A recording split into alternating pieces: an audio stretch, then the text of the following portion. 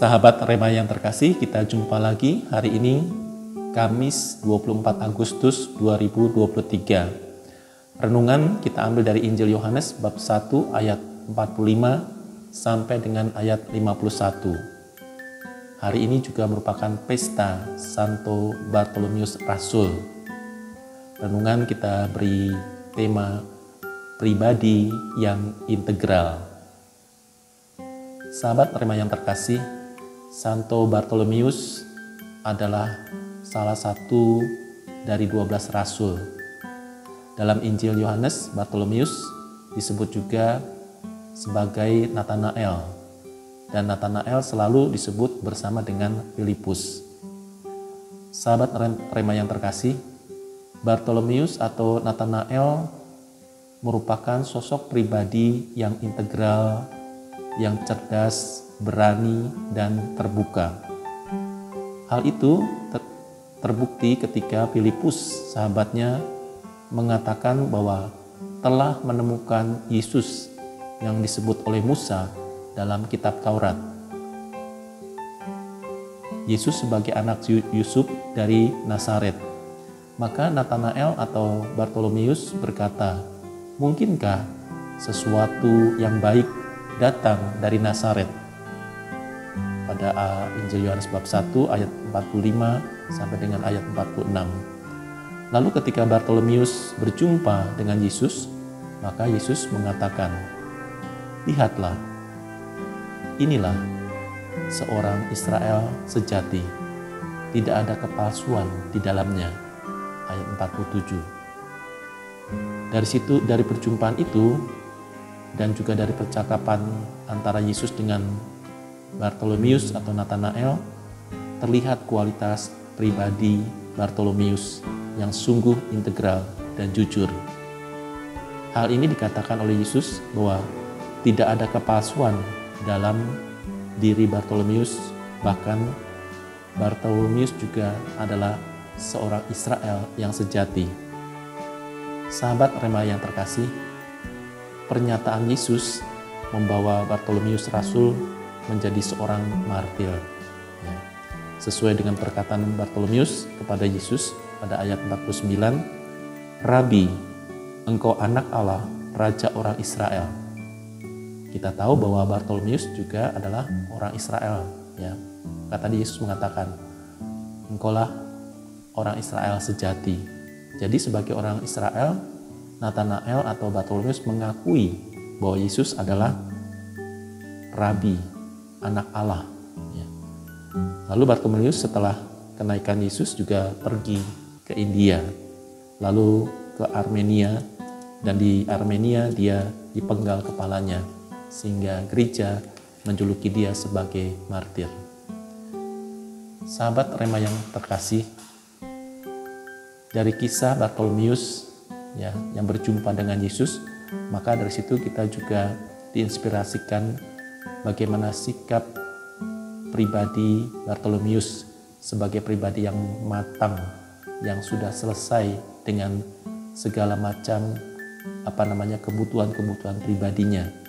Tentu yang saya maksud dengan kebutuhan pribadi bukan kebutuhan fisik, makan minum, sandang pangan, bukan itu. Tetapi yang saya maksud adalah kebutuhan pribadi, artinya pertumbuhan iman dan juga pribadi dari Bartolomeus sendiri, sehingga dia mampu tadi dengan jujur mengakui bahwa Yesus adalah anak Allah, seorang rabi. Tidak seperti orang-orang Israel yang lainnya, mereka sebetulnya tahu bahwa Yesus adalah rabi, tapi enggan untuk mengakui Yesus secara terus terang. Nah, demikian juga belajar dari Bartolomeus, kita juga diajak oleh Allah bagaimana kita menjadi pribadi yang matang, pribadi yang integral. Tentu semuanya itu tidak sekali jadi. Pengalaman-pengalaman hidup rohani kita dan juga pengalaman-pengalaman sosial kita itu membentuk kepribadian kita, iman kita, sehingga di situ kita menjadi anak-anak Tuhan yang sungguh dapat mengungkapkan diri kita apa adanya.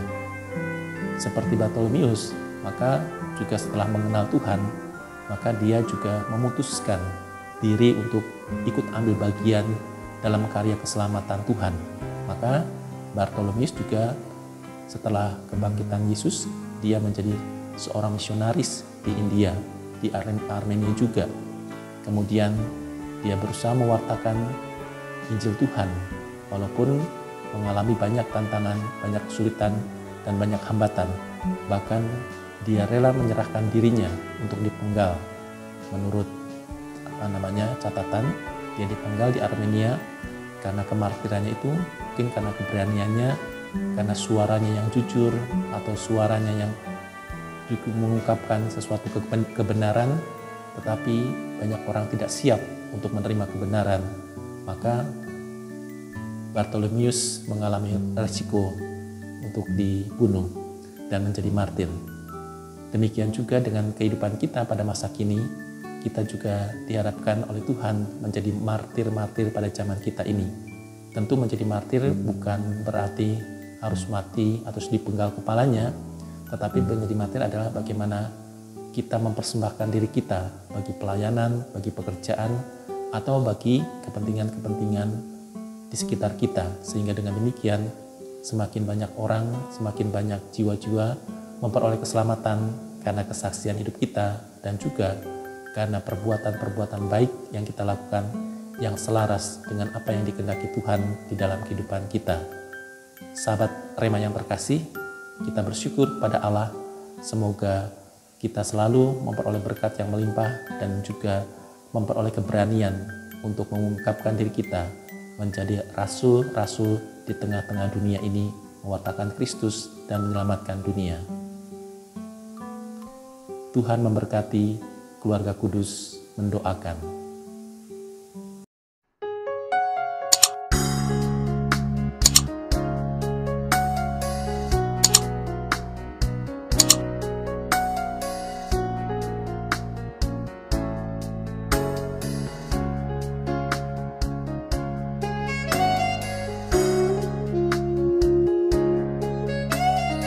Sahabat Rema, sampai jumpa dalam program berikutnya.